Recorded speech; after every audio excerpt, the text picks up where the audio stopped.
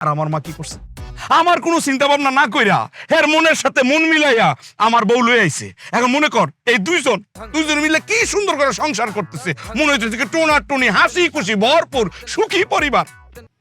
ভাই সর্বনাশ, তুই তো দেখা যায় মেলা বিপদে আসছিস রে। দোস্ত্রে বিশ্বাস কর, ফুর যন্ত্রণার মধ্যে আছি। তুই আমার মার চিনস না? ও মা, জানো না সে ছোটবেলাতে খালামারা দেখতে দেখতে বড় হয়েছে।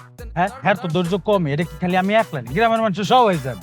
আমার বউর কাছে আমার মা 1% না, দাঁড়াইতেই পারে না। কেমনে? আরে এই যে দেখছিস এটা, হালার করে হালা, কেমনে 60%? হ্যাঁ, উপরে একটা বুদাম, নিচে একটা বুদাম, মাঝখানে অবস্থা বুদাম লাগা। এটা ওই কি? আমার বউরে কইলাম, বউ বিয়ে হইলো কয়েকটা দিন হইলো, জামার প্রতি একটু নজর দিবা না, জামার একটু যত্নাত্তি করবা না, এই যে আমি বাইরে যাইতেছি একটু পরিপাটি করে সাজাই দিবা না, শাড়ির বোতাম গুলো ভালোবাসা লাগাই দাও। লাগাইছে, উপরে একটা নিচে একটা। মাঝখানটা লাগে নাকি? সময় আছে, তার ধৈর্য আছে।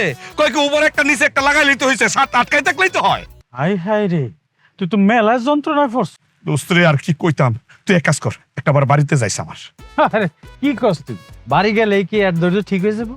না তা না, মানে বাড়িতে গিয়ে যদি আমার বউরে কস যে আমার দোস্তের বিষয় হয়ে গেছে, হে বিদেশ যাবো, এই ভয়ে যদি একটু ঠিকঠাক হয়। আচ্ছা, কথাটা খারাপ কস নাই।